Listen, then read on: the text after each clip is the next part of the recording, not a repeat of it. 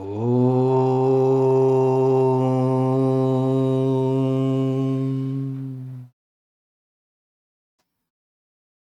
ಓಂ ಸಹನಾ ಭವತು ಸಹನೌ ಭುನಕ್ತು ಸಹ ವೀರ್ಯಂಕರವಾವಹೈ ತೇಜಸ್ವಿನಾವಧೀತಮಸ್ತು ಮಾ ವಿದ್ವಿಷಾವಹೈ. ಓಂ ಶಾಂತಿ ಶಾಂತಿ ಶಾಂತಿ. ಬ್ರಹ್ಮಾನಂದಂ ಪರಮಸುಖದಂ ಕೇವಲಂ ಜ್ಞಾನಮೂರ್ತಿಂ ದ್ವಂದ್ವಾತೀತಂ ಗಗನಸದೃಶಂ ತತ್ವಮಸ್ಯಾದಿಲಕ್ಷ್ಯಂ ಏಕಂ ನಿತ್ಯಂ ವಿಮಲಮಚಲಂ ಸರ್ವಧೀ ಸಾಕ್ಷಿಭೂತಂ ಭಾವಾತೀತಂ ತ್ರಿಗುಣರಹಿತಂ ಸದ್ಗುರುಂ ತಂ ನಮಾಮಿ. ಸದಾಶಿವಸಮಾರಂಭಾಂ ಶಂಕರಾಚಾರ್ಯಮಧ್ಯಮಾಂ ಅಸ್ಮದಾಚಾರ್ಯಪರ್ಯಂತಾಂ ವಂದೇ ಗುರುಪರಂಪರಾಂ. ಶ್ರುತಿಸ್ಮೃತಿಪುರಾಣಾನಾಂ ಆಲಯಂ ಕರುಣಾಲಯಂ ನಮಾಮಿ ಭಗವತ್ಪಾದಂ ಶಂಕರಂ ಲೋಕಶಂಕರಂ.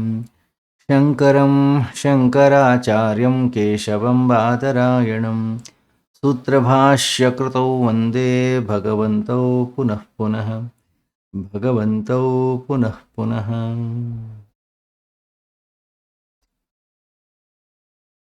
ನಿತ್ಯ ಜೀವನದಲ್ಲಿ ಅಧ್ಯಾತ್ಮ ಪ್ರವಚನ ಮಾಲಿಕೆಯ ಇವತ್ತಿನ ಪ್ರವಚನವನ್ನು ನಾವು ಆರಂಭ ಮಾಡೋಣ.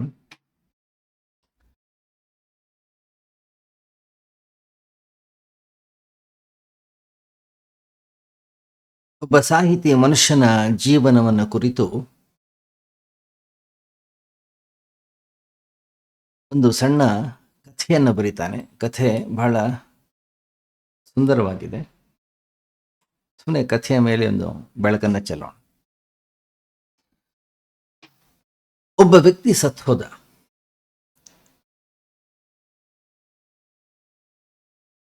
ಅವನು ತನ್ನ ಜೀವನದಲ್ಲಿ ಏನೇನು ಮಾಡಲಿಕ್ಕೆ ಸಾಧ್ಯ ಇದೆ ಎಲ್ಲವನ್ನೂ ಕೂಡ ಮಾಡಿದ್ದ. ಅತ್ಯಂತ ದೊಡ್ಡದಾಗಿರ್ತಕ್ಕಂಥ ಹುದ್ದೆಯಲ್ಲಿದ್ದ, ಬಹಳಷ್ಟು ಹಣವನ್ನು ಗಳಿಸಿದ್ದ, ಬಹಳಷ್ಟು ಸ್ತ್ರೀಯರ ಜೊತೆಗೆ ಸಂಬಂಧವನ್ನು ಇಟ್ಕೊಂಡಿದ್ದ. ಒಬ್ಬ ಪುರುಷ ಏನೇನು ಅನುಭವಿಸ್ಲಿಕ್ಕೆ ಸಾಧ್ಯ ಇದೆ, ಏನೇನು ಮಾಡಲಿಕ್ಕೆ ಸಾಧ್ಯ ಇದೆ ಎಲ್ಲವನ್ನೂ ಅವನು ಮಾಡಿದ್ದ.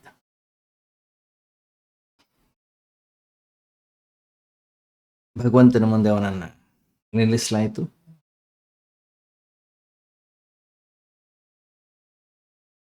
ಭಗವಂತ ಸಹಜವಾಗಿ ಅವನ ರೀತಿ ನೀತಿ ಲಕ್ಷಣಗಳನ್ನು ನೋಡಿ ಬಹಳ ಸಿಟ್ಟು ಬಂತಂತ ಅವನಿಗೆ.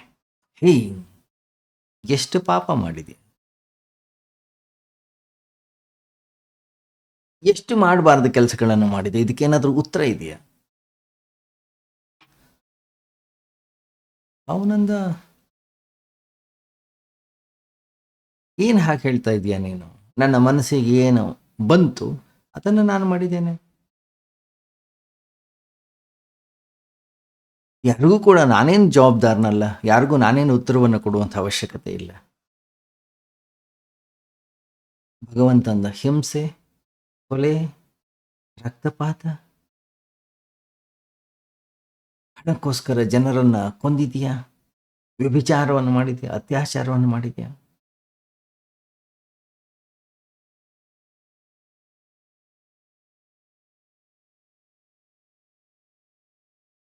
ಆ ವ್ಯಕ್ತಿ ಹೇಳ್ದ, ಅವನ ಅಂತಃಕರಣದ ಒಳಗಡೆ ಯಾವುದೇ ರೀತಿಯ ಪಾಪ ಪ್ರಜ್ಞೆ ಇಲ್ಲ.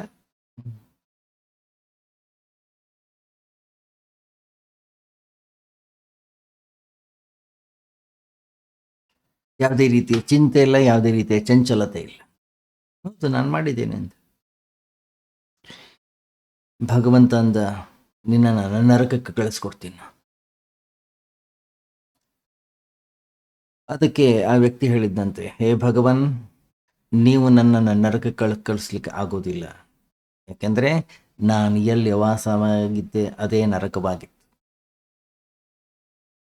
ನನ್ನ ಜೀವನದಲ್ಲೇ ನಾನು ನರಕವನ್ನು ಬಿಟ್ಟು ಬೇರೆ ಏನನ್ನು ಕೂಡ ನೋಡಿಲ್ಲ.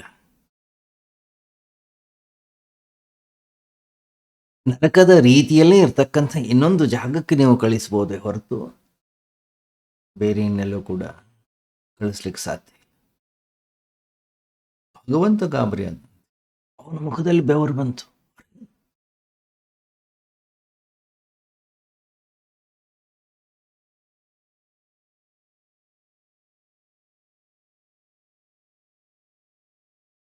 ಅನೇಕ ಫೈಲ್ಗಳನ್ನು ತೆಗೆದು ನೋಡಿಸಿದಂತೆ. ಇನ್ನೇನು ಹಿಂದಿಂದ ಏನೇನು ಸಮಸ್ಯೆಗಳಾಗಿತ್ತು, ಹಿಂದಿಂದ ಎಂತೆಂತಹ ಜನ ಬಂದಿದ್ರು, ಎಂತೆಂಥವ್ರಿಗೆ ಯಾವ್ಯಾವ ರೀತಿಯ ಶಿಕ್ಷೆಯನ್ನು ಕೊಟ್ಟಿದ್ದೆವು, ಎಲ್ಲೆಲ್ಲಿ ಕಳಿಸ್ಕೊಟ್ಟಿದ್ದೆವು, ಎಲ್ಲವನ್ನೂ ಕೂಡ ರಿಪೋರ್ಟ್ ತೆಗೆದ್ರು.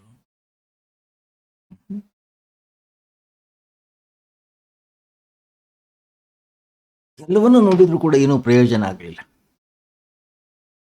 ಕೊನೆಗೆ ಭಗವಂತ ಅಂದ, ಹೌದಾ, ಇಷ್ಟು ದಿವಸ ನೀನು ನರಕದಲ್ಲಿ ಇದೆಯಾ, ಹಾಗಾದ್ರೆ ನಾನು ಸ್ವರ್ಗಕ್ಕೆ ಕಳಿಸ್ಕೊಡ್ತೀನಿ. ಅವನಂದ, ಇಲ್ಲ, ನೀನು ನನ್ನನ್ನು ಸ್ವರ್ಗಕ್ಕೂ ಕೂಡ ಕಳಿಸ್ಲಿಕ್ಕೆ ಸಾಧ್ಯ ಇಲ್ಲ.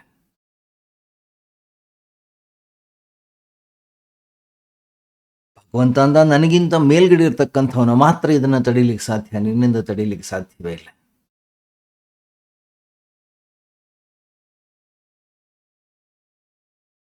ಆ ವ್ಯಕ್ತಿ ಹೇಳ್ದ, ಇಲ್ಲ ಭಗವಂತ, ನೀನು ನನ್ನನ್ನು ಸ್ವರ್ಗಕ್ಕೂ ಕೂಡ ಕಳಿಸ್ಲಿಕ್ಕೆ ಸಾಧ್ಯ ಇಲ್ಲ. ಯಾಕೆಂದ್ರೆ ಎಲ್ಲ ಸಂತೋಷವನ್ನ ದುಃಖವನ್ನಾಗಿ ಪರಿವರ್ತಿಸುವ ಶಕ್ತಿ ಸಾಮರ್ಥ್ಯವನ್ನು ನಾನು ಹೊಂದಿದ್ದೇನೆ. ನೀನು ಒಂದು ವೇಳೆ ನನ್ನನ್ನು ಸ್ವರ್ಗಕ್ಕೆ ಕಳಿಸಿದ್ರೂ ಕೂಡ ಸ್ವರ್ಗವನ್ನು ಕೂಡ ನರಕವನ್ನಾಗಿ ಮಾಡಬಲ್ಲೆ ನಾನು.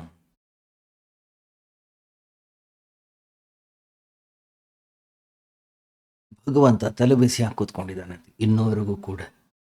ಈ ಮನುಷ್ಯನನ್ನು ಎಲ್ಲಿ ಕಳಿಸೋದು? ಸ್ವರ್ಗಕ್ಕೆ ಕಳಿಸೋದು, ನರಕಕ್ಕೆ ಕಳಿಸೋದು?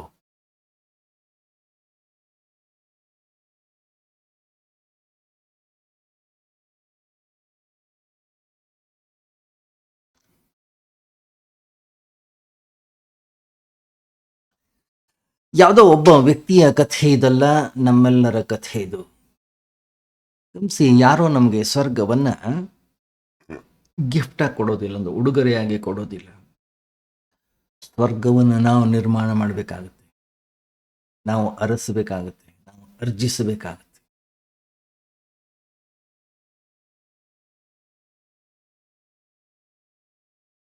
ಒಂದು ವೇಳೆ ಜೀವನದಲ್ಲಿ ಎಂತಹ ಸಂದರ್ಭಗಳೇ ಬರಲಿ, ಆ ಸಂದರ್ಭಗಳನ್ನು ಸಂತೋಷವಾಗಿ ಅನುಭವಿಸುವ ಶಕ್ತಿ ಸಾಮರ್ಥ್ಯ ಒಂದು ವೇಳೆ ನಮ್ಮಲ್ಲಿ ಇದ್ರೆ,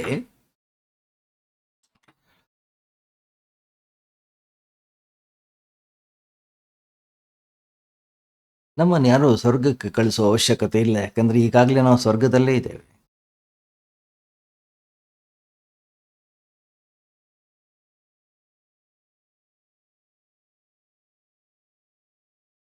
ಅದನ್ನು ನಾವು ಸಂಪಾದನೆ ಮಾಡಬೇಕು, ನಾವು ಅದನ್ನು ಅರ್ಜಿಸಬೇಕು.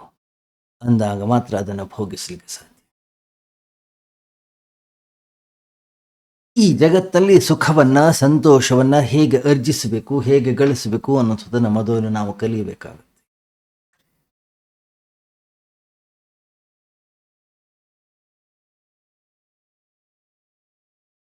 ಸಂತೋಷ ಅಂದ್ರೇನು ಅಥವಾ ಸುಖ ಅಂದ್ರೇನು ಅನ್ನೋದು ನಮಗೆ ಗೊತ್ತೇ ಇಲ್ಲ ಅಂತಂದ್ರೆ, ನಮ್ಮ ಊಟ ಮಾಡುವ ತಟ್ಟೆಯಲ್ಲಿಯೇ ಆ ಸುಖ ಸಂತೋಷ ಅನ್ನೋದು ಇದ್ರೂ ಕೂಡ ಅದನ್ನು ಭೋಗಿಸ್ಲಿಕ್ಕೆ ನಮ್ಮ ಕೈನಲ್ಲಿ ಆಗೋದಿಲ್ಲ. ಅದನ್ನೇ ನಾವು ತಿಂತಾ ಇದ್ರೂ ಕೂಡ ಅದು ನಮ್ಮ ರಕ್ತವಾಗೋದಿಲ್ಲ, ನಮ್ಮ ಮಾಂಸವಾಗೋದಿಲ್ಲ, ನಮ್ಮ ಮಜ್ಜೆ ಆಗೋದಿಲ್ಲ.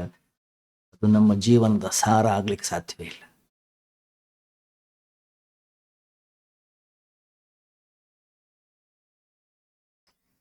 ದುಃಖವೂ ಕೂಡ ಅಷ್ಟೇ ನಮ್ಮ ಜೀವನದ ಒಂದು ಪದ್ಧತಿಯಾಗಿದೆ, ವಿಧಾನವಾಗಿದೆ.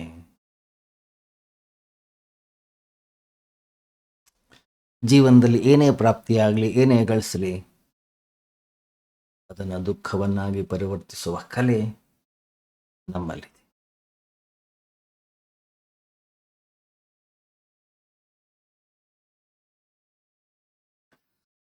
ಮಹಾತ್ಮರನ್ನ ಕೇಳಿ, ಯಾರೋ ಸಂತರನ್ನ ಕೇಳಿ, ಯಾವ ವ್ಯಕ್ತಿ ಜಾಗೃತನಾಗಿದ್ದಾನೆ, ಆಂತರಿಕವಾಗಿ ಎಚ್ಚರಗೊಂಡಿದ್ದಾನೆ, ಮುಕ್ತ ಪುರುಷನನ್ನ ಕೇಳಿ ಅವನಂತಾರೆ, ಈ ಜಗತ್ತಿನಲ್ಲಿ ಸುಖವೂ ಇಲ್ಲ, ಈ ಜಗತ್ತಿನಲ್ಲಿ ದುಃಖವೂ ಕೂಡ ಇಲ್ಲ.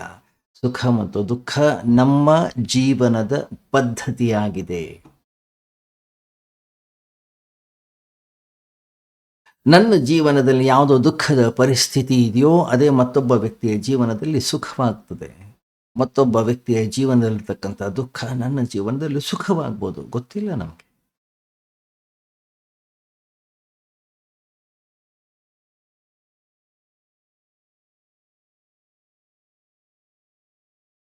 ಆದ್ರಿಂದ ನನ್ನ ಜೀವನದಲ್ಲಿ ಏನೇ ಘಟನೆಗಳು ಘಟಿಸಲಿ ಆ ಎಲ್ಲ ಘಟನೆಗಳಿಗೂ ಕೂಡ ನಾನೇ ಜವಾಬ್ದಾರನಾಗ್ತೇನೆ.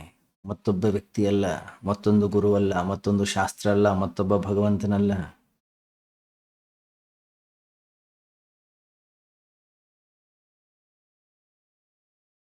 ಇಲ್ಲ ಇಲ್ಲ, ಅವ್ರು ಹೇಳಿದ್ರು ಹಾಗಾಯ್ತು, ಭಗವಂತನ ಇಚ್ಛೆ ಇದ್ದದ್ರಿಂದ ಹೀಗಾಯ್ತು. ಭಗವಂತನ ಹೆಸರಿನಲ್ಲಿ, ಪರಮಾತ್ಮನ ಹೆಸರಿನಲ್ಲಿ ನಾವೇನೇನೋ ವ್ಯವಹಾರವನ್ನು ಮಾಡ್ತಾ ಇದ್ದೀವಿ.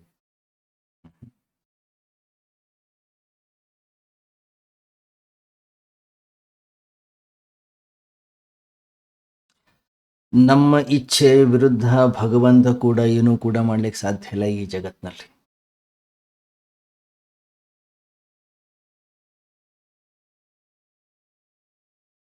ಮತ್ತೆ ನನ್ನ ಜೀವನದಲ್ಲಿ ನಾನೇ ಏನಾಗಬೇಕು, ಅಥವಾ ನಾನು ಏನು ಮಾಡಬೇಕು, ಅಥವಾ ನಾನು ಏನನ್ನು ಸಂಪಾದಿಸಬೇಕು ಅನ್ನೋದನ್ನು ನಾನೇ ನಿರ್ಧಾರ ಮಾಡ್ತೀನಿ. ನಾನೇ ನನ್ನ ಜೀವನದ ನ್ಯಾಯಾಧೀಶನಾಗಿದೆ.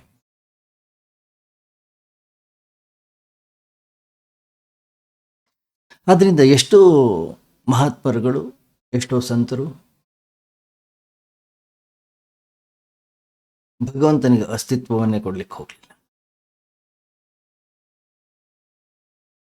ಎಲ್ಲೋ ದೂರದಲ್ಲಿರ್ತಕ್ಕಂತಹ, ಆಕಾಶದ ಆಚೆ ಇರ್ತಕ್ಕಂಥ, ಎಲ್ಲೋ ಸ್ವರ್ಗದಲ್ಲಿರ್ತಕ್ಕಂಥ, ಅಥವಾ ಇನ್ನೆಲ್ಲೋ ಹೊರಗಡೆ ಇರ್ತಕ್ಕಂತಹ ಭಗವಂತನನ್ನು ಪೂಜಿಸ್ಲಿಕ್ಕೆ ಹೋಗಲಿಲ್ಲ.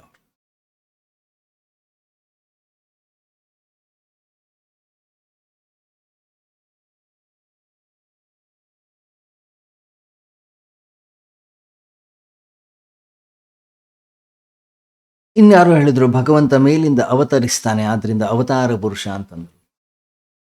ಮತ್ತಾರೋ ಅಂದ್ರು ಇಲ್ಲ, ಸ್ವರ್ಗದಲ್ಲಿ ಎಲ್ಲೋ ಒಂದು ಕಡೆಗೆ ವಾಸವಾಗಿದ್ದಾನೋ, ಅಲ್ಲಿಂದ ನಮ್ಮನ್ನೆಲ್ಲರನ್ನು ಕೂಡ ನೋಡ್ತಾ ಇದ್ದಾನೆ.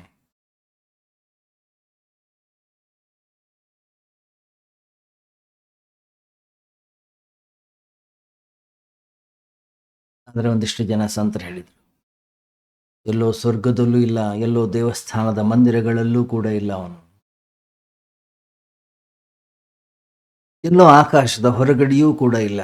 ಮತ್ತೆ ನಮ್ಮ ಸುತ್ತಲೂ ಕೂಡ ಏನು ಗೋಚರವಾಗುತ್ತಾ ಇದೆ, ಏನು ನಮ್ಮ ಅನುಭವಕ್ಕೆ ಸಿಗುತ್ತಾ ಇದೆ, ಅವನಿಗೆ ಹೆಸರು ಭಗವಂತ, ಅದಕ್ಕೆ ಹೆಸರು ಪರಮಾತ್ಮ ತತ್ವ.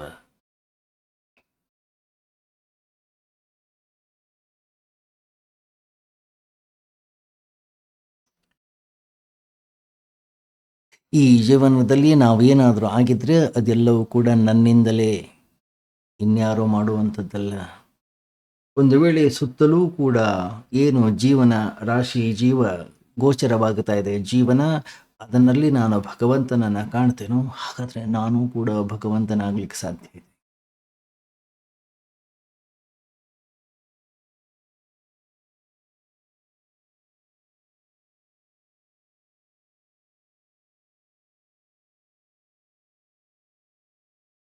ನಾವು ದೊಡ್ಡ ಕಳ್ಳರು.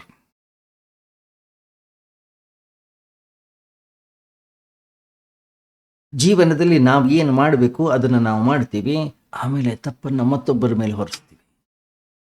ಅವರಿಂದ ಹೀಗಾಯ್ತು, ಇವರಿಂದ ಹಾಗಾಯ್ತು.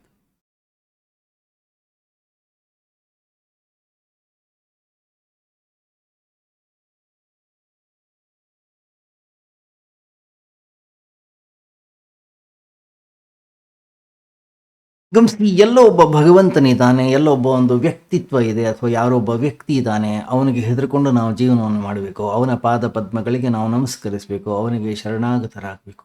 ಇಲ್ಲ.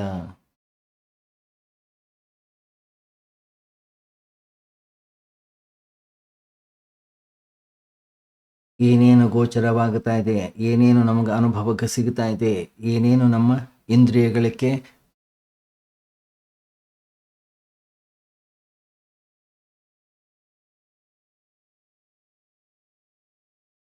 ಅನುಭವಿಸ್ಲಿಕ್ಕೆ ಸಿಗುತ್ತಾ ಇದೆ, ಎಲ್ಲಕ್ಕೂ ಕೂಡ ಹೆಸರು ಭಗವಂತನೇ. ಅದನ್ನು ಬಿಟ್ಟು ಬೇರೆ ಏನು ಕೂಡ ಇಲ್ಲ ಇಲ್ಲಿ.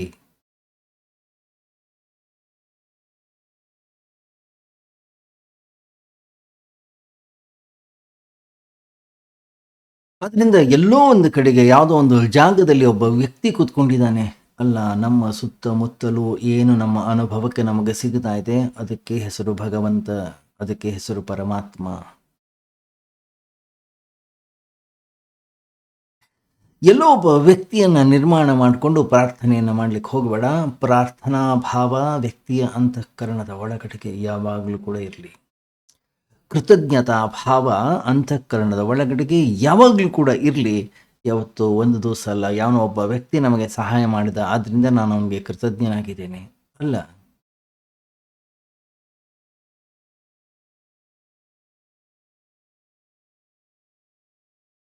ಕೃತಜ್ಞತಾ ಭಾವದಿಂದ ನಾವು ಜೀವನವನ್ನು ಮಾಡಬೇಕು. ಆ ಕೃತಜ್ಞತೆಯನ್ನು ಸ್ವೀಕಾರ ಮಾಡಲಿಕ್ಕೆ ಒಬ್ಬ ವ್ಯಕ್ತಿ ಇದಾನೋ ಇಲ್ಲೋ ಗೊತ್ತಿಲ್ಲ.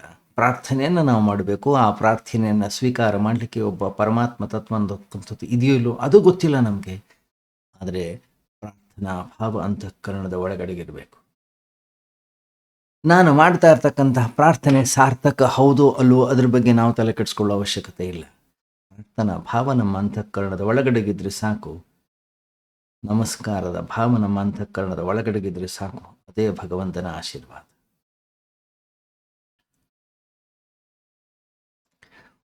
ಇಲ್ಲ ಇಲ್ಲ ಇಲ್ಲ, ಒಬ್ಬ ಭಗವಂತ ಅಂತಕ್ಕಂಥವನಿದ್ದಾನೆ. ಅವನನ್ನು ಹೆಚ್ಚು ಹೆಚ್ಚು ಪ್ರಾರ್ಥನೆಯನ್ನು ಮಾಡಿದರೆ ಹೆಚ್ಚು ಹೆಚ್ಚು ನಮಗೆ ಕೊಡ್ತಾನೆ. ಕಡಿಮೆ ಪ್ರಾರ್ಥನೆಯನ್ನು ಮಾಡಿದರೆ ಕಡಿಮೆ ಕೊಡ್ತಾನೆ.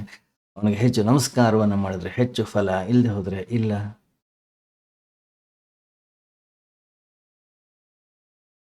ದಿನದ 15ರಿಂದ 20 ನಿಮಿಷ, ಅರ್ಧ ಗಂಟೆ, 1 ಗಂಟೆಗಳ ಕಾಲ ಪ್ರಾರ್ಥನೆಯನ್ನು ಮಾಡಿದರೆ ಅಷ್ಟೇ ಫಲವನ್ನು ಕೊಡ್ತಾನೆ. ಇಡೀ ದಿವಸ ಪೂರ್ತಿ ಅವನನ್ನು ಧ್ಯಾನ ಮಾಡಿದರೆ ಅದಷ್ಟು ಕೊಡ್ತಾನೆ.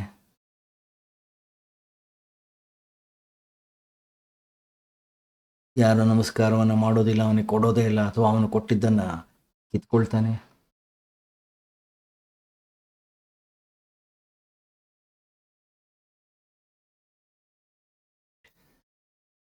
ಅಧ್ಯಾತ್ಮ ಅಂದ್ರೆ ಅದಲ್ಲವೇ ಅಲ್ಲ. ಅಂತಃಕರಣದ ಒಳಗಡೆಗೆ ಭಾವನೆ ಅನ್ನುವಂಥದ್ದು ಬರಲಿ ಅನ್ನುವಂಥ ಒಂದೇ ಒಂದು ದೃಷ್ಟಿಕೋನದಿಂದ ಈ ಜಗತ್ತಿನಲ್ಲಿ ಮಂದಿರಗಳ ನಿರ್ಮಾಣವನ್ನು ಮಾಡಿದರು, ಗುರುಗಳ ನಿರ್ಮಾಣವನ್ನು ಮಾಡಿದರು, ಅಥವಾ ಶಾಸ್ತ್ರದ ನಿರ್ಮಾಣವನ್ನು ಮಾಡಿದರು. ಕೇವಲ ಮಂದಿರದ ಒಳಗಡೆನೇ ಪರಮಾತ್ಮನ ಸಾನ್ನಿಧ್ಯ ಅಲ್ಲ. ಯಾವುದೋ ಒಂದು ವ್ಯಕ್ತಿಯನ್ನ ರೂಪದಲ್ಲಿ ನಾವು ನೋಡಿದರೆ ಅಲ್ಲ.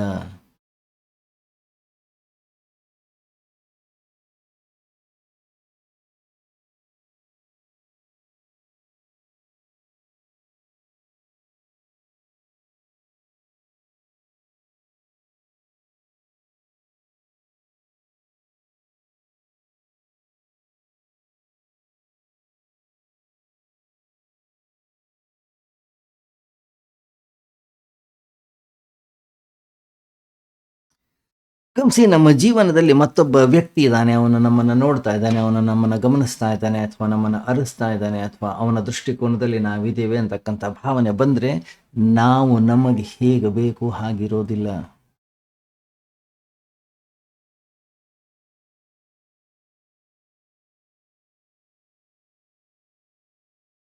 ಸ್ನಾನದ ಕೋಣೆಯಲ್ಲಿ ನಾವು ಸ್ನಾನವನ್ನು ಮಾಡ್ತಾ ಇದ್ದೀವಿ, ನಾವು ಸಣ್ಣ ತೂತಿಂದ ನಮ್ಮನ್ನು ಗಮನಿಸ್ತಾ ಇದ್ದಾರೆ ಅಂದರೆ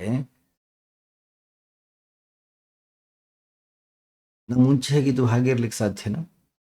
ನಾವು ಒಬ್ಬರೇ ರೂಮ್ನಲ್ಲಿ ಇರುವಾಗ ಏನೋ ಖುಷಿಯಾಗಿ ಸಂತೋಷದಿಂದ ಹಾಡು ಹೇಳ್ಕೊಂಡು ಏನೋ ನೃತ್ಯ ಮಾಡ್ಕೊಂಡಿರ್ತೀವಿ. ಗಂಟ್ಲು ಸರಿ ಇದೆಯಲ್ಲೋ, ರಾಗ ಸರಿ ಇದೆಯಲ್ಲೋ, ತಾಳಬದ್ಧವಾಗಿ ಹಾಡ್ತಾ ಇದೀವೋ ಇಲ್ವೋ, ಅದು ಯಾವುದನ್ನು ಕೂಡ ನಾವು ಗಮನಿಸೋದಿಲ್ಲ. ಆದರೆ ಯಾವನೊಬ್ಬ ವ್ಯಕ್ತಿ ನಮ್ಮನ್ನು ನೋಡ್ತಾ ಇದ್ದಾನೆ ಅಂತ ಅನ್ನೋದಾದರೆ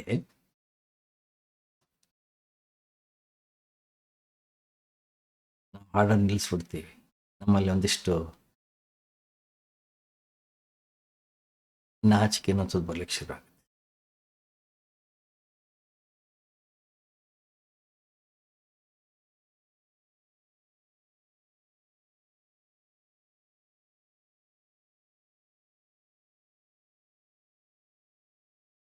ಆ ರೀತಿಯಲ್ಲಿ ಎಲ್ಲೋ ಒಬ್ಬ ವ್ಯಕ್ತಿ ಕೂತ್ಕೊಂಡು ನಮ್ಮನ್ನು ನೋಡ್ತಾ ಇದ್ದಾನೆ ಅನ್ನುವಂತಹ ಅರ್ಥದಲ್ಲಿ ಹೇಳಲೇ ಇಲ್ಲ.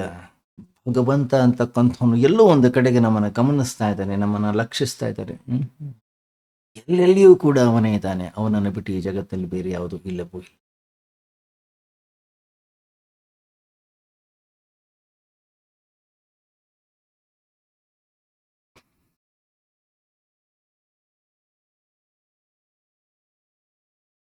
ಯಾವಾಗ ಈ ತತ್ವವನ್ನು ನಾವು ಸ್ಪಷ್ಟವಾಗಿ ಅರ್ಥ ಮಾಡ್ಕೊಳ್ತೀವೋ ಆವಾಗ ಮಾತ್ರ ನಾವು ಸಹಜವಾಗಿ ಸ್ವಾಭಾವಿಕವಾಗಿ ಜೀವನವನ್ನು ಮಾಡಲಿಕ್ಕೆ ಸಾಧ್ಯ. ಇಲ್ಲ, ಎಲ್ಲೋ ಒಬ್ಬ ವ್ಯಕ್ತಿ ಇದ್ದಾನೆ, ಅವನನ್ನು ನೋಡ್ತಾ ಇದ್ದಾನೆ, ಅವನನ್ನು ರಕ್ಷಿಸ್ತಾ ಇದ್ದಾನೆ, ನನ್ನನ್ನು ಕಾಪಾಡ್ತಾ ಇದ್ದಾನೆ, ನನ್ನ ಮೇಲೊಂದು ಕಣ್ಣಿಟ್ಟಿದ್ದಾನೆ.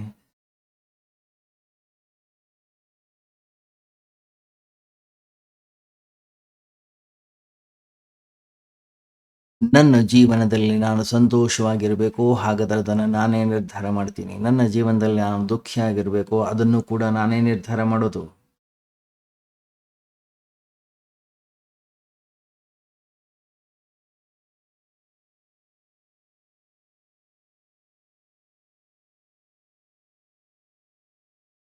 ನನ್ನ ಜೀವನದ ನರಕವನ್ನ, ನನ್ನ ಜೀವನದ ಸ್ವರ್ಗವನ್ನ ನಾನೇ ನಿರ್ಮಾಣ ಮಾಡೋದು. ನಾವು ಬೀಜಗಳನ್ನು ಹಾಕ್ತೀವಿ ಸುತ್ತಲೂ ಕೂಡ. ಎಂತಹ ಗಿಡಗಳಿರಬೇಕು? ಹೂವಿನ ಗಿಡಗಳಿರ್ಬೇಕೆ, ಮುಳ್ಳಿನ ಗಿಡಗಳಿರ್ಬೇಕೆ, ಹಣ್ಣುಗಳನ್ನು ಕೊಡ್ತಕ್ಕಂಥವೇ, ದುರ್ಗಂಧವನ್ನು ಕೊಡ್ತಕ್ಕಂಥವೇ, ಸುಗಂಧವನ್ನು ಬೀರ್ತಕ್ಕಂಥವೇ. ನಾವು ಬೀಜವನ್ನು ಹಾಕೋದು, ನಾವು ಬೆಳೆಸೋದು ಅದನ್ನ.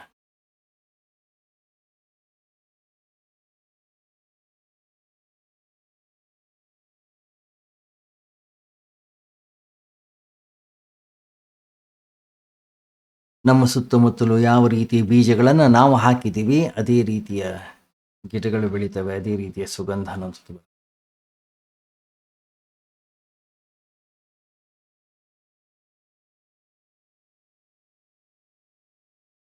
ಅದರಿಂದ ಯಾವುದೋ ಒಬ್ಬ ವ್ಯಕ್ತಿ ಇದ್ದಾನೆ, ಅವನು ನನ್ನನ್ನು ನೋಡ್ತಾ ಇದ್ದಾನೆ, ಅವನು ನನ್ನನ್ನು ಗಮನಿಸ್ತಾ ಇದ್ದಾನೆ. ಆದ್ದರಿಂದ ನಾನು ಭಯದಿಂದ ಜೀವನವನ್ನು ಮಾಡಬೇಕು. ಆದ್ದರಿಂದ ನಾನು ಈ ರೀತಿಯ ರೀತಿ ನೀತಿಗಳನ್ನು ನಾನು ಅನುಸರಿಸಬೇಕು, ಈ ನಿಯಮಗಳನ್ನು ನಾನು ನನ್ನ ಜೀವನದಲ್ಲಿ ಪಾಲಿಸಬೇಕು ಅಲ್ಲ.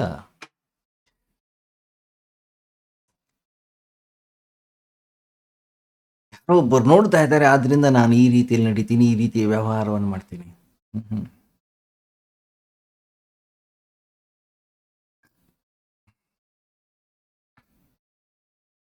ಈ ಜಗತ್ತು ಅನ್ನೋದೇನಿದೆ, ಇದೆಲ್ಲವೂ ಕೂಡ ಪರಮಾತ್ಮನ ಅಭಿವ್ಯಕ್ತಿ.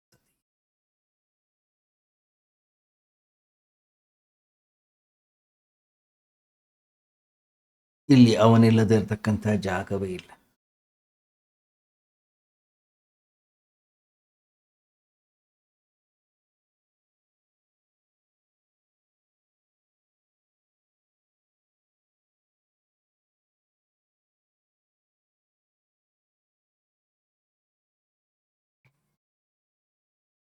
ಈ ಕಾರಣಕ್ಕಾಗಿ ತಾನೇ ನಮ್ಮ ಗುರುಗಳು, ನಮ್ಮ ಹಿರಿಯರು, ನಮ್ಮ ಋಷಿಮುನಿಗಳು ಒಂದು ಮರಕ್ಕೆ ನಮಸ್ಕಾರ ಮಾಡಿ,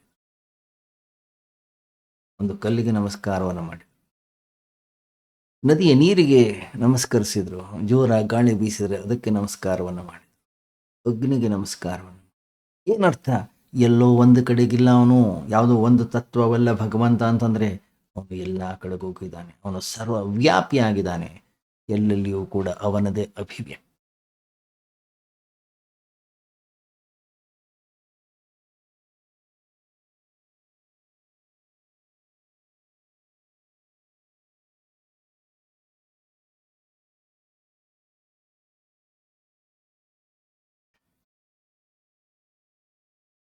ಯಾವುದೋ ಒಂದು ಹೂವನ್ನು ನೋಡ್ತೀವಿ, ಬಹಳ ಸುಗಂಧಯುಕ್ತವಾಗಿದೆ, ಆಹಾ ಎಷ್ಟು ಚೆನ್ನಾಗಿದೆ ಅಂತ ಹೇಳಿ ನೀವು ಅದಕ್ಕೆ ಹೋಗಿ ಶರಣಾಗತರಾದ್ರೆ ತಪ್ಪೇನಿಲ್ಲ.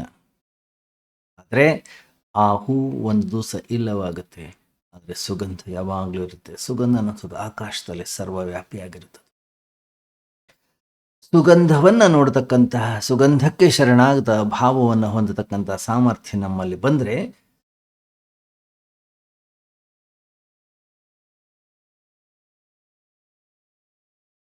ಬಹಳ ವಿಶೇಷ.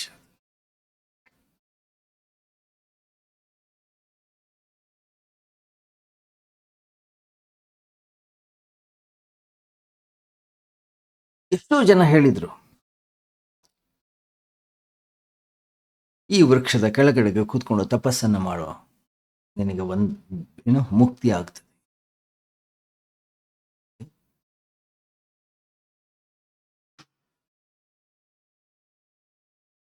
ಎಲ್ಲರೂ ಬೋಧಿ ವೃಕ್ಷದ ಕೆಳಗಡೆ ಕೂತ್ಕೊಂಡು ತಪಸ್ಸನ್ನು ಮಾಡಿದುಕೊಳ್ಳಿ ಮುಕ್ತರಾಗಲಿಲ್ಲ.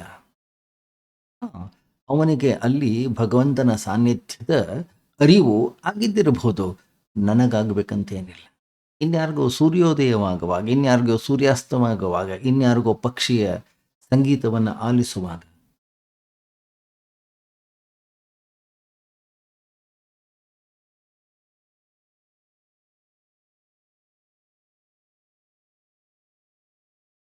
ಸಿದ್ಧಿ ಆಗ್ಬೋದು, ಅವನ ಮನಸ್ಸು ನಿಂತ್ಕೊಳ್ಬೋದು, ಭಗವಂತನ ದರ್ಶನ ಆಗ್ಬೋದು ಅವನಿಗೆ, ಗೊತ್ತಿಲ್ಲ.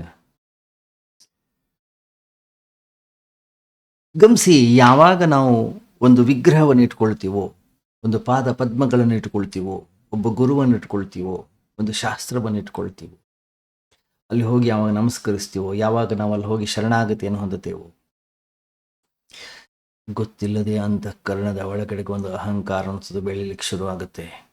ನಾನೊಬ್ಬ ದೊಡ್ಡ ಭಕ್ತ, ನಾನೊಬ್ಬ ಪಟ್ಟ ಶಿಷ್ಯ, ನನ್ನಲ್ಲಿ ಇಂತಹ ವಿಶೇಷತೆ ಇದೆ, ನಾನು ಇಂಥವರಿಗೆ ಬಹಳ ಆತ್ಮೀಯ.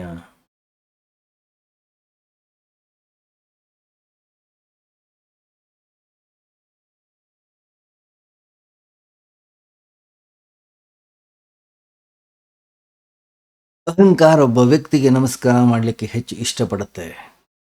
ಅಹಂಕಾರ ಒಂದು ಮರಕ್ಕೆ ನಮಸ್ಕಾರ ಮಾಡಲಿಕ್ಕೆ ಇಷ್ಟಪಡೋದಿಲ್ಲ. ಅಹಂಕಾರ ಭೂಮಿಗೆ ನಮಸ್ಕರಿಸ್ಲಿಕ್ಕೆ ಇಷ್ಟಪಡೋದಿಲ್ಲ.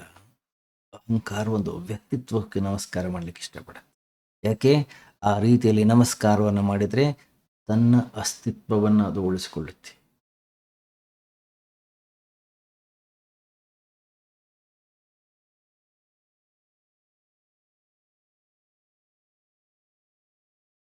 ಗಮನಿಸಿ, ನಮ್ಮ ಸುತ್ತಮುತ್ತಲೂ ಕೂಡ ಏನು ಗೋಚರವಾಗ್ತಾ ಇದೆ ಅದಕ್ಕೆ ಶರಣಾಗತ ಭಾವವನ್ನು ಹೊಂದೋಣ. ಅದರಲ್ಲಿ ಭಗವಂತನನ್ನು ಕಾಣುವ ದೃಷ್ಟಿಕೋನವನ್ನು ನಾವು ಬೆಳೆಸಿಕೊಳ್ಳೋಣ.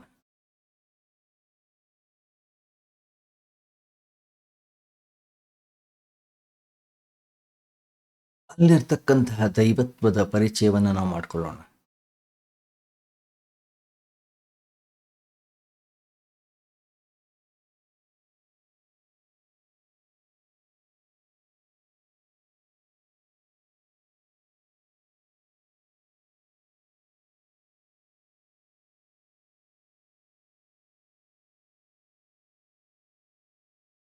ಏನೇನು ಅನುಭವಕ್ಕೆ ಸಿಗ್ತಾ ಇದೆ, ಏನೇನು ನೋಡ್ತಾ ಇದ್ದೀವಿ, ಏನೇನು ಗಮನಿಸ್ತಾ ಇದ್ದೀವಿ, ಎಲ್ಲದರಲ್ಲೂ ಕೂಡ ಭಗವಂತನನ್ನು ಕಾಣುವ ಶಕ್ತಿ ಸಾಮರ್ಥ್ಯವನ್ನು ನಾವು ಹೊಂದೋಣ. ಎಷ್ಟು ಸಂತೋಷವಾಗಿ ನಾವು ಜೀವನವನ್ನು ಮಾಡ್ತೀವಿ, ಎಷ್ಟು ವಿಚಿತ್ರ ನೋಡಿ, ನಮಗೆ ಕಾಲದ ಪರಿವೇ ಇರೋದಿಲ್ಲ. ಎಷ್ಟು ವರ್ಷಗಳ ಕಾಲ ನಾವು ಬದುಕಿದ್ದೀವಿ, ಎಷ್ಟು ವರ್ಷಗಳ ಕಾಲ ನಾವು ಜೀವನವನ್ನು ಮಾಡಿದ್ದೀವಿ, ವಯಸ್ಸೆಷ್ಟು, ನನಗೆ 70, ನನಗೆ 80, ನನಗೆ 100 ವರ್ಷ, ಅದರಿಂದ ಕಾಲವನ್ನು ಅಳೆಯೋದಲ್ಲ. 10 ನಿಮಿಷ ನಾನು ಧ್ಯಾನದಲ್ಲಿದ್ದೇನೆ, 10 ನಿಮಿಷ ನಾನು ಸಂತೋಷದಲ್ಲಿ ನಾನು ಜೀವನವನ್ನು ಮಾಡಿದ್ದೀನಿ ಅಂತಂದರೆ ಆಯುಷ್ಯ ಅನ್ನೋದು ಜಾಸ್ತಿ ಆದ. ಪ್ರತಿನಿತ್ಯ ನಾವು ಮಲಗಿದಾಗ ಕನಸನ್ನು ಕಾಣ್ತೀವಿ. ಆ ಕನಸು ಎಷ್ಟು ದೀರ್ಘವಾಗಿರುತ್ತೆ ಅಂತಂದರೆ ಬೆಳಗ್ಗೆ ಎದ್ದ ಮೇಲೆ ಗೊತ್ತಾಗುತ್ತೆ ನಮಗೆ ಆ ಕನಸು ಅನ್ನುವಂಥದ್ದೇ ಸುಳ್ಳು, ಅದು ದೀರ್ಘ ಅನ್ನುವಂಥದ್ದೇ ಶುದ್ಧ ಸುಳ್ಳು, ತಪ್ಪದು. ರಾತ್ರಿ ಕನಸಿನಲ್ಲಿ ನಾನು ಶ್ರೀಮಂತನಾಗಿರ್ಬೋದು, ರಾತ್ರಿಯ ಕನಸಿನಲ್ಲಿ ನಾನು ಅತ್ಯಂತ ದೊಡ್ಡ ಅರಮನೆಯ ಯಜಮಾನನಾಗಿರ್ಬೋದು, ರಾತ್ರಿಯ ಕನಸಿನಲ್ಲಿ ಬಹಳ ದೊಡ್ಡ ಅಧಿಕಾರಿಯಾಗಿರ್ಬೋದು. ನಾನು ಬೆಳಗ್ಗೆ ಏಳುವಾಗ ಎಲ್ಲ ಖಾಲಿ ಖಾಲಿ. ರಾತ್ರಿಯ ಕನಸಿನಲ್ಲಿ 1000 ವರ್ಷಗಳ ಕಾಲ ನಾನು ಬದುಕಿರ್ಬೋದು. ಒಮ್ಮೆ ಜೀವನದಲ್ಲಿ ಎದ್ನೋ ಕೂಡ ಸುಳ್ಳು. ಹೇಳ್ಬೋದು ನಾವು ರಾತ್ರಿಯ ಕನಸಿನಲ್ಲಿ ಬಹಳ ದೀರ್ಘವಾಗಿರ್ತಕ್ಕಂಥ ಜೀವನ ಸಿಕ್ಕಿತ್ತು, ಏನು ಪ್ರಯೋಜನ?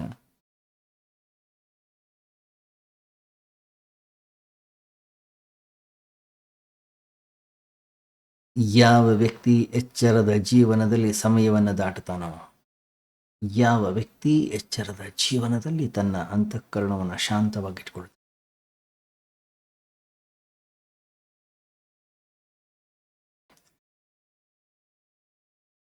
ಯಾವ ವ್ಯಕ್ತಿ ಎಚ್ಚರದ ಜೀವನದಲ್ಲಿ ಬ್ರಹ್ಮತತ್ವವನ್ನು ಅರಿತುಕೊಳ್ತಾನೋ ಅಂಥವನನ್ನ ಬ್ರಾಹ್ಮಣ ಅಂತ ಕರೆದ್ರು.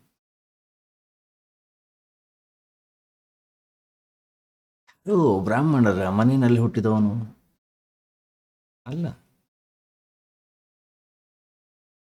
ಜನ್ಮನಾ ಜಾಯತೆ ಶೂದ್ರ, ಹುಟ್ಟುವಾಗ ಪ್ರತಿಯೊಬ್ಬ ವ್ಯಕ್ತಿಯೂ ಕೂಡ ಶೂದ್ರನೇ.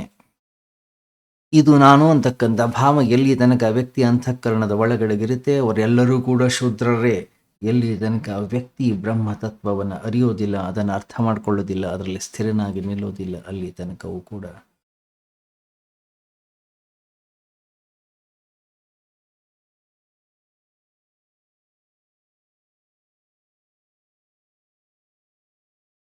ಯಾವ ವ್ಯಕ್ತಿ ಎಲ್ಲೆಲ್ಲಿಯೂ ಭಗವಂತನ ಸಾನ್ನಿಧ್ಯವನ್ನು ನೋಡುವ ಶಕ್ತಿ ಸಾಮರ್ಥ್ಯವನ್ನು ಹೊಂದುತ್ತಾನೋ ಅವನಿಗೆ ಹೆಸರು ಬ್ರಾಹ್ಮಣ. ಬ್ರಹ್ಮಜಾನಾತಿ ಇತಿ ಬ್ರಾಹ್ಮಣ.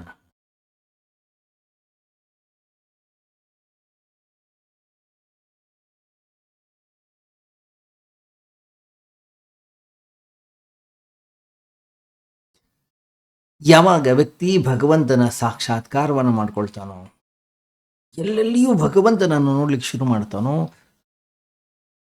ಅವನಿಗೆ ಆನಂದ ಸಂತೋಷ ಬಿಟ್ಟು ಬೇರೆ ಏನೂ ಇಲ್ಲ.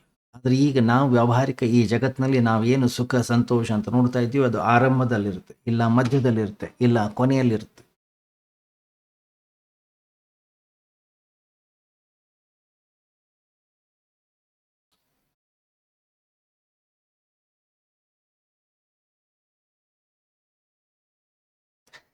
ನಾವೇನು ಈ ವ್ಯಾವಹಾರಿಕ ಜಗತ್ತಿನಲ್ಲಿ ಸುಖ ಸಂತೋಷ ಅಂತ ಹೇಳ್ತಾ ಇದ್ದೀವಿ, ಆ ಸಂತೋಷದಲ್ಲಿ ಬರೀ ಸುಖ ಇಲ್ಲ, ಬರೀ ಆನಂದವಿಲ್ಲ, ಬರೀ ಸಂಭ್ರಮವಿಲ್ಲ. ಅಲ್ಲೊಂದಿಷ್ಟು ಮುಳ್ಳುಗಳಿವೆ, ಅಲ್ಲೊಂದಿಷ್ಟು ದುರ್ಗಂಧವಿದೆ, ಒಂದಿಷ್ಟು ಕರ್ಕಶ ಧ್ವನಿಗಳಿವೆ, ಒಂದಿಷ್ಟು ತಾಪತ್ರಯಗಳಿವೆ.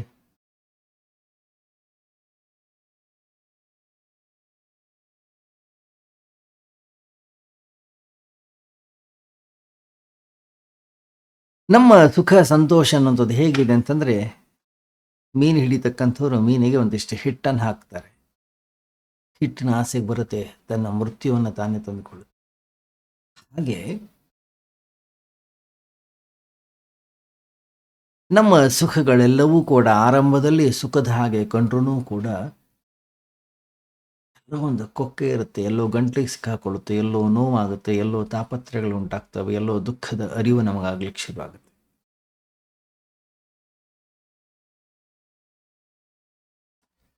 ಸಣ್ಣ ಸಣ್ಣ ಬಯಕೆಗಳಿಗೆ ನಾವು ಸುಖಪಟ್ಟು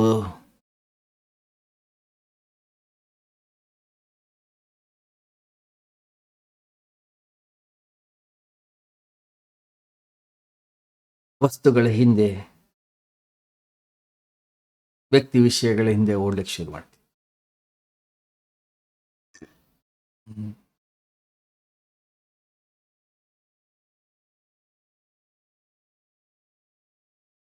ಸಣ್ಣ ಸಣ್ಣ ವಸ್ತುಗಳ ಕಡೆಗೆ, ಸಣ್ಣ ಸಣ್ಣ ಸುಖದ ಕಡೆಗೆ, ಸಣ್ಣ ಸಣ್ಣ ವಿಷಯಗಳ ಭೋಗದ ಕಡೆಗೆ ಎಲ್ಲಿ ತನಕ ನನ್ನ ಅಂತಃಕರಣ ಅನ್ನೋದು ಓಡಾಡ್ತಾ ಇರ್ತೋ, ಹಾಗಾದ್ರೆ ನನಗೆ ಹೆಸರು ಶೂದ್ರ.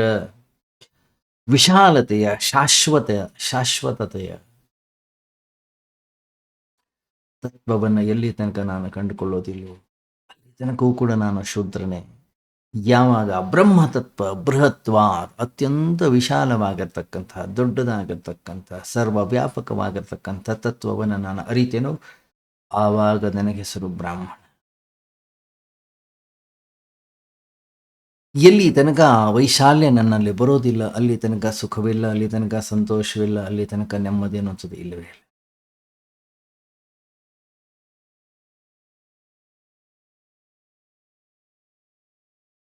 ಎಲ್ಲಿ ತನಕ ನನ್ನ ದೃಷ್ಟಿಕೋನ ಚಿಕ್ಕ ಚಿಕ್ಕ ವಸ್ತುಗಳಲ್ಲಿದೆ, ಚಿಕ್ಕ ಚಿಕ್ಕವಾಗಿರ್ತಕ್ಕಂತಹ ಸುಖ ಸಂತೋಷಗಳಲ್ಲಿದೆ, ಭೋಗಗಳಲ್ಲಿದೆ, ಹಾಗಾದ್ರೆ ಅಲ್ಲಿ ತನಕ ನಾನು ಇನ್ನೂ ನರಕದಲ್ಲೇ ಇದ್ದೇನೆ ಅಂತಾನೆ ಅರ್ಥ.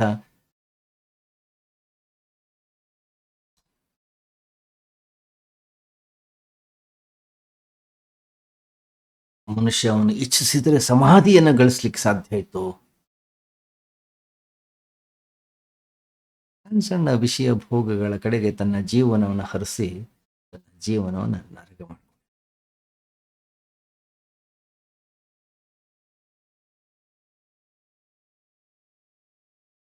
ಗಮನಿಸಿ ನೀವು, ಯಾವಾಗ ವ್ಯಕ್ತಿಯ ಅಂತಃಕರಣದಲ್ಲಿ ದುಃಖ ಅನ್ನೋದು ಹೆಚ್ಚಾಯಿತು,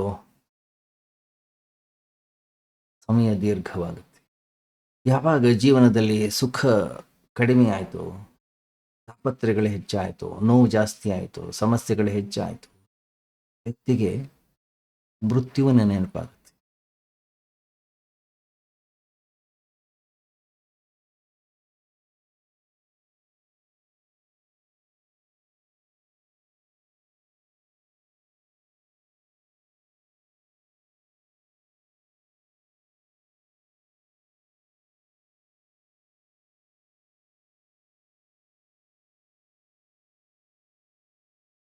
ಗಮನಿಸಿ, ಇಂದ್ರಿಯಗಳ ಭೋಗ, ವಿಷಯಗಳ ಭೋಗ, ವ್ಯಾವಹಾರಿಕ ಜಗತ್ತಿನಲ್ಲಿ ಭೋಗಿಸ್ತಾ 100 ವರ್ಷಗಳ ಕಾಲ ಜೀವನವನ್ನು ಮಾಡೋದಕ್ಕಿಂತ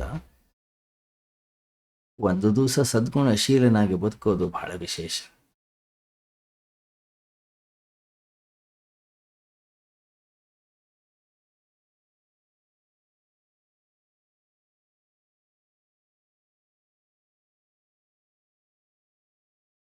ಮನಸ್ಸಿಗೆ ಬೇಕಾಗಿರ್ತಕ್ಕಂತಹ, ಮನಸ್ಸು ಬಯಸ್ತಾ ಇರತಕ್ಕಂತಹ ವಿಷಯ ಭೋಗಗಳ, ವಸ್ತುಗಳ ಭೋಗಗಳ ಅಥವಾ ವ್ಯಕ್ತಿಯ ಭೋಗಗಳ ಹಿಂದೆ ಓಡಿ ನಾವು ನಮ್ಮ ಮನಸ್ಸನ್ನು ಅಶಾಂತಗೊಳಿಸ್ಕೊಳ್ತೀವಿ. ದುಃಖವನ್ನು ನಾವು ನಿರ್ಮಾಣ ಮಾಡ್ಕೊಳ್ತಾ ಇದ್ದೀವಿ. ಹೊರಗಡೆ ಜಗತ್ತಿನಲ್ಲಿ ಅಶಾಂತಿ ಇದೆ, ಹೊರಗಡೆ ಜಗತ್ತಿನಲ್ಲಿ ದುಃಖ ಇದೆ, ಹೊರಗಡೆ ಜಗತ್ತಿನಲ್ಲಿ ಸಮಸ್ಯೆಗಳಿವೆ, ಆದ್ದರಿಂದ ಅವುಗಳು ನಮ್ಮನ್ನು ಅಪ್ಪಳಿಸ್ತವೆ. ಇಲ್ಲ, ಅವುಗಳನ್ನು ನಾವು ನಿರ್ಮಾಣ ಮಾಡ್ಕೊಳ್ತಾ ಇದ್ದೀವಿ. ನಮ್ಮ ಸೃಜನಾತ್ಮಕತೆ ಅದು.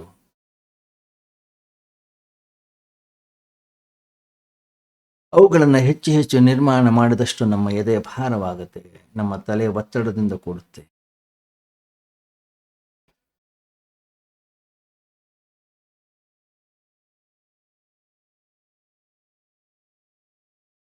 ವ್ಯಕ್ತಿ ಗೋಳಾಡ್ಲಿಕ್ಕೆ ಶುರು ಮಾಡ್ತಾನೆ, ವ್ಯಕ್ತಿ ಅಳ್ಲಿಕ್ಕೆ ಶುರು ಮಾಡ್ತಾನೆ, ವ್ಯಕ್ತಿ ತಾಪತ್ರಯಕ್ಕೆ ಸಿಲುಕ್ತಾನೆ.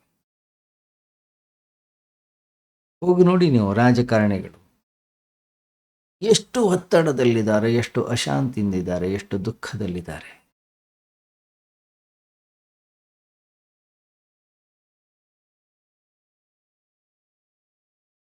ನಿದ್ರೆ ಮಾಡ್ಲಿಕ್ಕೆ ಆಗ್ತಾ ಇಲ್ಲ. ಬಿಟ್ಟುಬಿಡಿ, ಯಾವುದರಿಂದ ಈ ಸಮಸ್ಯೆ ಬಂದಿದೆ ಅದನ್ನು ಬಿಟ್ಟುಬಿಡಿ.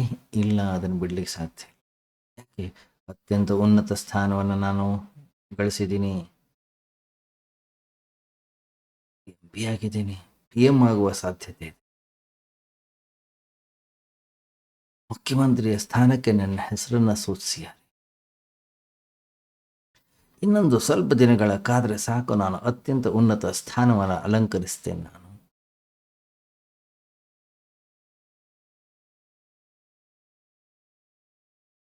ಅದರಿಂದ ದುಃಖವನ್ನು ಸಹಿಸೋಣ, ಒಂದಿಷ್ಟು ತಾಪತ್ರಯವನ್ನು ಸಹಿಸೋಣ, ಪರವಾಗಿಲ್ಲ. ಯಾಕೆ? ಉತ್ಕೃಷ್ಟವಾಗಿರೋದು ಸಿಗುತ್ತೆ. ಅರೆ, ನಮ್ಮ ಜೀವನ ಅನ್ನೋದು ಹೇಗಿದೆ? ಪ್ರತಿನಿತ್ಯವೂ ಕೂಡ ದುಃಖವೇ, ಪ್ರತಿನಿತ್ಯವೂ ಕೂಡ ಅಶಾಂತಿಯೇ, ಪ್ರತಿನಿತ್ಯವೂ ಕೂಡ ಒತ್ತಡದಿಂದಲೇ ಕೂಡ್ಕೊಂಡಿದೆ. ಶಾಂತಿಯ ಸುಖ ಸಂದೇಶವೇ ಇಲ್ಲ, ಒಂದು ಝಳಕು ಕೂಡ ಇಲ್ಲ ಜೀವನದಲ್ಲಿ.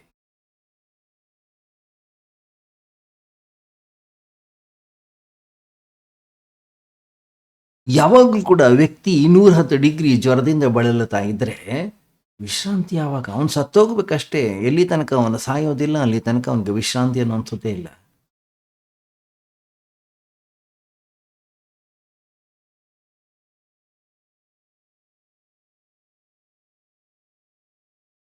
ಹೇಗೆ ಜೀವನವನ್ನು ಮಾಡ್ತಾ ಇದ್ದೀವಿ ನಾವು? ಪ್ರತಿದಿನವೂ ಕೂಡ ಒತ್ತಡ, ಪ್ರತಿ ಕ್ಷಣವೂ ಕೂಡ ಸಮಸ್ಯೆ, ಪ್ರತಿ ಕ್ಷಣವೂ ಕೂಡ ದುಃಖ, ಪ್ರತಿ ಕ್ಷಣವೂ ಕೂಡ ನೋವು.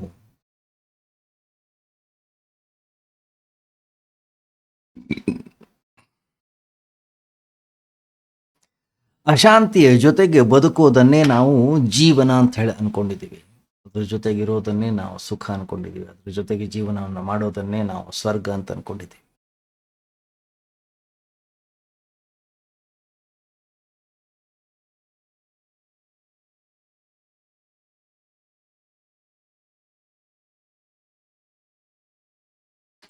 ಇಲ್ಲ, ವ್ಯಕ್ತಿ ಒಂದು ಬೂಟಾಟಿಕೆಯನ್ನು ಮಾಡ್ತಾನೆ, ಹೊರಗಡೆ ಜಗತ್ತಿಗೆ ಒಂದಿಷ್ಟು ಮುಖವಾಡಗಳನ್ನು ಧರಿಸ್ತಾನೆ, ಹೊರಗಡೆ ಜಗತ್ತಿಗೆ ನಾನೊಬ್ಬ ಒಳ್ಳೆಯವ ಅನ್ನುವಂಥ ರೀತಿಯ ವ್ಯವಹಾರಗಳನ್ನು ಮಾಡ್ತಾನೆ, ಕರ್ಮಗಳನ್ನು ಮಾಡ್ತಾನೆ. ನನ್ನಷ್ಟು ಶ್ರೇಷ್ಠ ಯಾರಿಲ್ಲ, ನನ್ನಷ್ಟು ಸತ್ಯವಂತ ಯಾರಿಲ್ಲ, ಅಥವಾ ನನ್ನಷ್ಟು ಒಳ್ಳೆಯ ರೀತಿಯ ಜೀವನವನ್ನು ಮಾಡಿದವರು ಯಾರಿಲ್ಲ ಅಂತ ಹೇಳಿ ಬೂಟಾಟಿಕೆ, ಹೊರಗಡೆಗೆ ಒಂದಿಷ್ಟು ಮುಖವಾಡಗಳನ್ನ ಹಾಕ್ಕೊಂಡು ಓಡಾಡ್ತಾನೆ.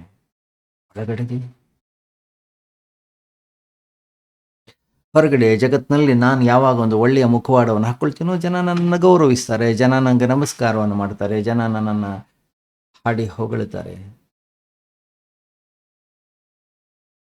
ಏನದು? ಹೊರಗಡೆಯ ವೇಷಭೂಷಣಗಳನ್ನು ಬದಲಾಯಿಸಿಕೊಂಡು ಜೀವನವನ್ನು ಮಾಡೋದು ಹೇಗಿದೆ? ಒಂದು ನಕಲಿ ನಾಣ್ಯಗಳನ್ನು ಇಟ್ಕೊಂಡು ಹಾಗೆ. ಅದರಿಂದ ಜೀವನವನ್ನು ನಿಭಾಯಿಸಿದ ಹಾಗೆ ಎಷ್ಟು ದಿವಸ ನಡೆಯುತ್ತೆ? ನಡೆಯುವುದಿಲ್ಲ ಜಾಸ್ತಿ ದಿವಸ ಅದು.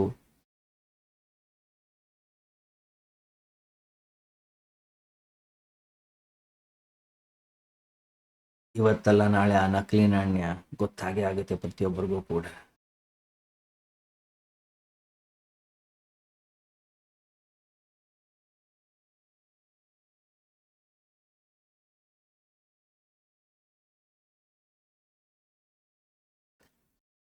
ಯಾವಾಗ ವ್ಯಕ್ತಿ ನಿಜವಾಗ್ಲೂ ಕೂಡ ತನ್ನ ಒಳಗಡೆಗೆ ತಾನು ಇಳಿತಾನೋ, ತನ್ನನ್ನು ತಾನು ಅರ್ಥ ಮಾಡ್ಕೊಳ್ತಾನೋ, ಅದಕ್ಕೆ ಸರಿಯಾದ ರೀತಿಯ ಜೀವನವನ್ನು ಮಾಡ್ಲಿಕ್ಕೆ ಶುರು ಮಾಡ್ತಾನೋ, ಹೊರಗಡೆ ಜಗತ್ತು ಏನು ಬೇಕಾದ್ರೆ ಹೇಳಿ, ಹೊರಗಡೆ ಜಗತ್ತು ಬೇಕಾದ್ರೆ ಅವನನ್ನು ಬೈಲಿ, ಹೊರಗಡೆ ಜಗತ್ತು ಅವನನ್ನು ನಿಂದನೆಯನ್ನು ಮಾಡಲಿ, ಹೊರಗಡೆ ಜಗತ್ತು ಅವನಿಗೆ ಗೌರವವನ್ನು ಕೊಡಲಿ ಕೊಡದೇ ಇರಲಿ, ಪ್ರಾಮಾಣಿಕತೆಯಿಂದ ಜೀವನವನ್ನು ಮಾಡೋದನ್ನು ಅವನು ಕಲಿತಾನೋ, ಅವನ ಜೀವನದಲ್ಲಿ ಸುಖ, ಶಾಂತಿ, ನೆಮ್ಮದಿ.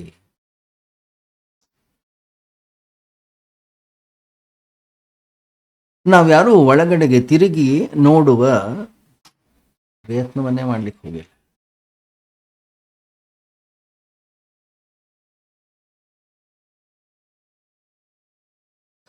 ನಮಗೆ ಹೊರಗಡೆಯ ಜಗತ್ತೇ ಅತ್ಯಂತ ಮುಖ್ಯವಾಗಿದೆ, ಹೊರಗಡೆ ಜನರ ಭಾವನೆಗಳೇ ಮುಖ್ಯವಾಗಿದೆ, ಅವರ ಒಪಿನಿಯನ್.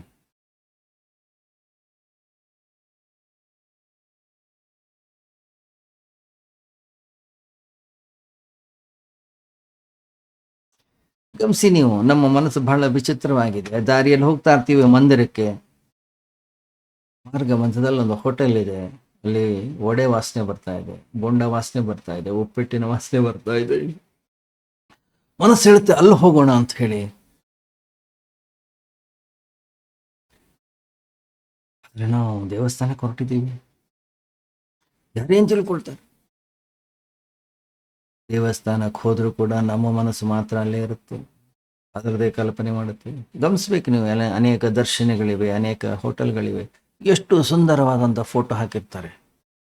ಆ ವಡೆಯೆಲ್ಲ ಅದನ್ನು ನಿಜವಾಗ್ಲೂ ಹಾಗೆ ಮಾಡ್ತಾರೋ ಎಲ್ಲೋ ಗೊತ್ತಿಲ್ಲ, ಆದರೆ ಫೋಟೋ ಮಾತ್ರ ಬಹಳ ಅದ್ಭುತವಾಗಿರುತ್ತೆ.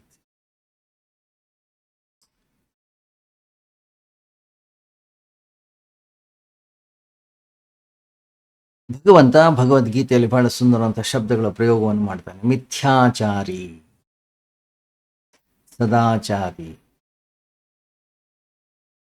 ಹೊರಗಡೆಯ ನಮ್ಮ ಈ ವೇಷಭೂಷಣಗಳು ಏನು ಆಚಾರಗಳಂತಕ್ಕಂಥೀವಿ, ಎಲ್ಲವೂ ಕೂಡ ಮಿಥ್ಯಾ, ಯಾವುದೂ ಕೂಡ ಸತ್ಯವಲ್ಲ, ಯಾವುದೂ ಕೂಡ ನಿಜ ಅಲ್ಲ.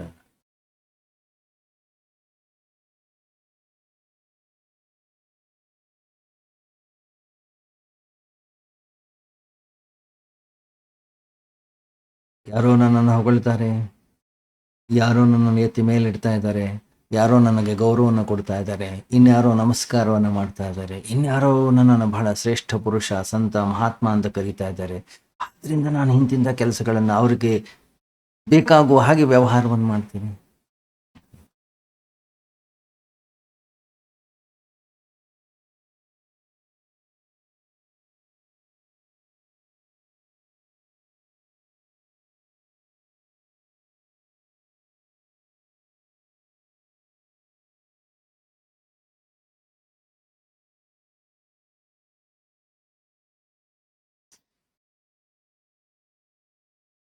ಸರ್ಪಭೂಷಣ ಶಿವಯೋಗಿ ಅಂತ ಹೇಳಿ ಒಬ್ಬಳು ಬಹಳ ದೊಡ್ಡ ಸಂತರಾಗಿ,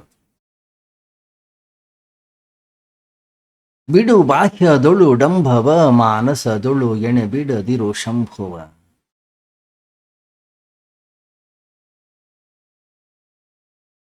ಜನ ಕಂಜಿ ನಡೆಕೊಂಡರೇನುಂಟು ಲೋಕದಿ, ಮನ ಕಂಜಿ ನಡೆಕೊಂಬುದೇ ಚಂದ. ಜನರೇನ ಬಲ್ಲರೂ ಒಳಗಾಗೋ ಕೃತ್ಯವ, ಮನವರಿಯದ ಕಳ್ಳ ತನುವಿಲ್ಲವಲ್ಲ. ಬಿಡು ಬಾಹ್ಯದೊಳು ಡಂಭವ, ಮಾನಸದೊಳು ಎಣೆ ಬಿಡದಿರು ಶಂಭು.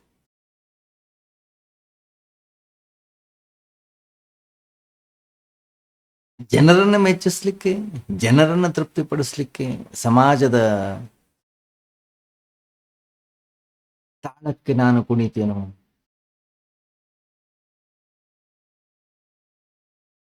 ಎಷ್ಟು ದಿವಸ?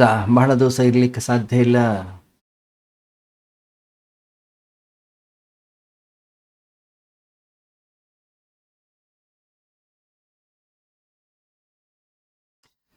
ಗಮನಿಸಿ, ನಾವು ಹೊರಗಡೆ ಜಗತ್ತಿನಲ್ಲಿ ನಾವು ಕಾಣುತ್ತೇವೆ,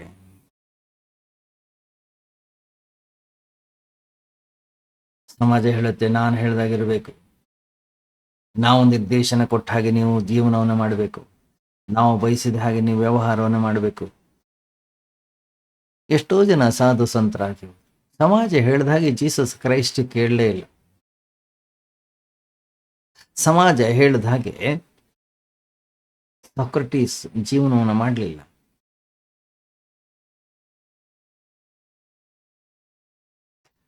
ಆಚಾರ್ಯ ಶಂಕರ ಜೀವನದಲ್ಲಿ ಅದೆಷ್ಟು ಕಷ್ಟಗಳು ಬಂದು ಹೋಗುತ್ತಿಲ್ಲ. ಸಮಾಜ ಇಲ್ಲ, ನೀನು ಹೀಗೆ ಇರಬೇಕು, ನೀನು ಹೀಗೆ ಇರಬೇಕು ಅಂತ ಅವರು ಜೀವನ ಮಾಡಿದ ರೀತಿಯೇ ಬೇರೆ. ಸಂತ ಕಬೀರ್, ಪ್ರತಿಯೊಬ್ಬ ಸಂತ ಮಹಾಂತರು ಯಾರಾಗಿ ಹೋದ್ರಿ ಈ ಜಗತ್ತಿನಲ್ಲಿ ಎಲ್ಲರೂ ಕೂಡ ಸಮಾಜ ಹೇಳುತ್ತೆ ಹಾಗೆ ಜೀವನವನ್ನು ಮಾಡಲಿಲ್ಲ. ಅಂತಃಕರಣದ ಆಳದಿಂದ ಅವರಿಗೆ ಯಾವ ರೀತಿಯಲ್ಲಿ ಜೀವನವನ್ನು ಮಾಡಬೇಕು ಅಂತ ಅವರಿಗೆ ಅನಿಸಿತ್ತು, ಆ ರೀತಿಯಲ್ಲಿ ಜೀವನವನ್ನು ಮಾಡಿ ಅವ್ರು ಇರೋ ತನಕ ಅವರನ್ನು ಎಲ್ಲರೂ ನಿಂದನೆಯನ್ನು ಮಾಡಿದ್ರು. ಅವ್ರು ಇವತ್ತಿಲ್ಲ, ಆದರೆ ಅವರೆಲ್ಲರೂ ಕೂಡ ನಮಗೆ ಆದರ್ಶ ಪುರುಷರು.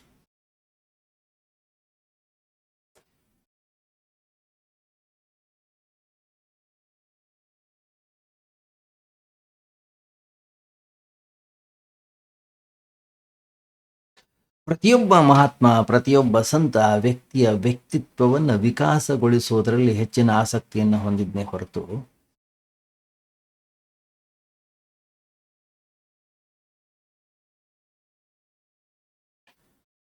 ಹೊರಗಡೆ ವೇಷಭೂಷಣಗಳನ್ನು ಬದಲಾಯಿಸೋದ್ರಲ್ಲ.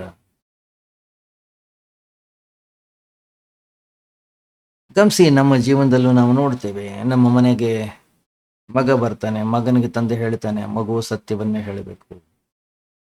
ಕಾಲಿಂಗ್ ಬೆಲ್ ಆಗುತ್ತೆ, ಯಾರೋ ಬಂದಿದ್ದಾರೆ, ತಂದೆಯನ್ನೇ ಕೇಳ್ಕೊಂಡು ತಂದೆನೇ ಮಗನಿಗೆ ಹೇಳ್ತಾನೆ ಇಲ್ಲ ಅಂತ ಹೇಳಿ, ಆಫೀಸ್ಗೆ ಹೋಗಿದ್ದಾರೆ ಅಂತ ಹೇಳಿ, ಇನ್ನೂ ಬಂದಿಲ್ಲ ಅಂತ ಹೇಳಿ.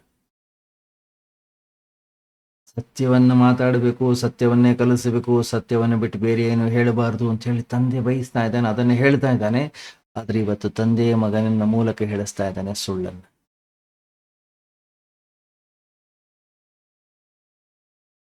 ಏನ್ ಮಾಡ್ತಾ ಇದ್ದೀವಿ? ಸುಳ್ಳು ಹೇಳುವುದಕ್ಕೆ ಪ್ರಚೋದನೆಯನ್ನು ಮಾಡ್ತಾ ಇದ್ದೀವಿ. ಸುಳ್ಳು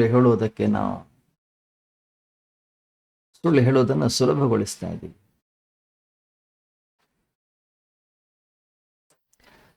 ಪ್ರಾಮಾಣಿಕತೆಯಿಂದ ಇರಬೇಕು ಅಂತ ಹೇಳಿ ನಾವು ಬಯಸ್ತಾ ಇದ್ದೀವಿ, ಅಪ್ರಾಮಾಣಿಕತೆಯನ್ನು ನಾವು ಬೋಧಿಸ್ತಾ ಇದ್ದೀವಿ.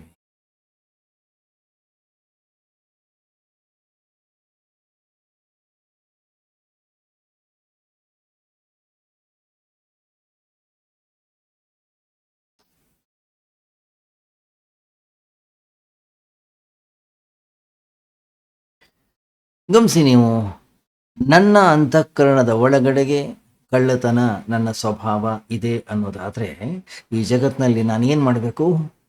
ಜೋರಾಗಿ ಹೇಳಬೇಕು, ಕಳ್ಳತನ ಅನ್ನೋದು ಮಾಡೋದು ತಪ್ಪು, ಕಳ್ಳತನವನ್ನು ಯಾರೂ ಮಾಡಬಾರ್ದು, ಕಳ್ಳತನ ಅನ್ನೋದು ಮಹಾಪಾಪ. ಯಾವಾಗ ಎಷ್ಟು ಜೋರಾಗಿ ನಾನು ಹೇಳಲಿಕ್ಕೆ ಶುರು ಮಾಡ್ತೀನಿ, ಜನ ಏನು ತಿಳ್ಕೊಳ್ತಾರೆ? ಒಂದು ವೇಳೆ ನಾನು ಆಮೇಲೆ ಕಳ್ಳತನವನ್ನು ಮಾಡಿದ್ರು ಕೂಡ ಹೇಗೆ ಕಳ್ಳತನ ಮಾಡಿ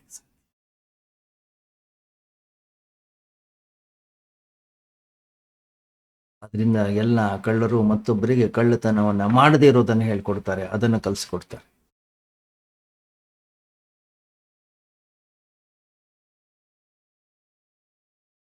ಸುಳ್ಳಿಗೆ ತನ್ನದೇ ಆದಂತಹ ಶಕ್ತಿ ಇಲ್ಲ, ಸತ್ಯದ ಅವಲಂಬನೆಯನ್ನ ಮಾಡಬೇಕಾಗುತ್ತೆ.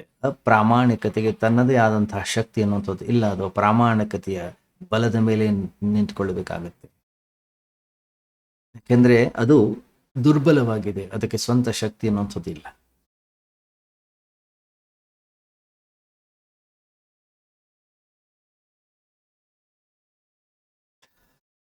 ಅಧರ್ಮಕ್ಕೆ ಅದರದೇ ಆದಂತಹ ಶಕ್ತಿ ಇಲ್ಲ, ಅದರದೇ ಆಗಿರ್ತಕ್ಕಂತಹ ಪಾದಗಳಿಲ್ಲ, ಅದಕ್ಕೆ ಆಗಿರ್ತಕ್ಕಂತಹ ಯಾವುದೇ ರೀತಿಯ ಸ್ವಂತ ಬಲವಿಲ್ಲ.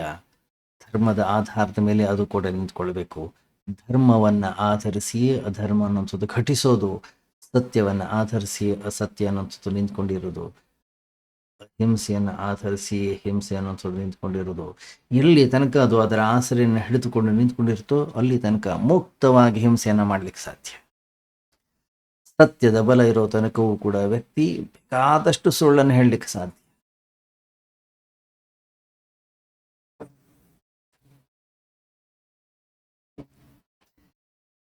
ಅದರಿಂದ ಎಷ್ಟು ಈ ರೀತಿಯ ಬದುಕನ್ನು ನಾವು ಬದುಕುತ್ತೇವೋ, ವ್ಯಕ್ತಿ ಅಂತಃಕರಣದ ಒಳಗಡೆ ಅಶಾಂತಿಯಿಂದ, ದುಃಖದಿಂದ, ಸಮಸ್ಯೆಯಿಂದ ಬಳಲಿಕ್ಕೆ ಶುರು ಮಾಡ್ತಾರೆ.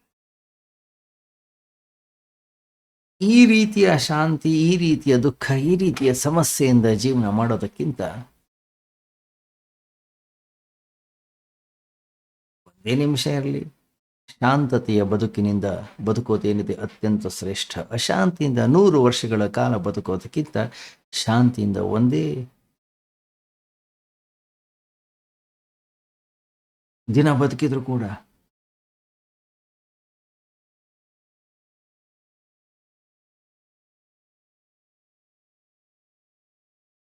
ಗಮನಿಸಿ, ನಮ್ಮ ಋಷಿಗಳು ನಮ್ಮನ್ನ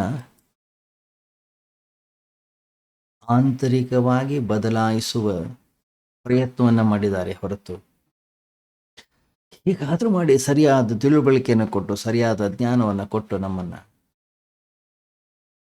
ವಿವೇಕರನ್ನಾಗಿ ಮಾಡುವ ಪ್ರಯತ್ನವನ್ನ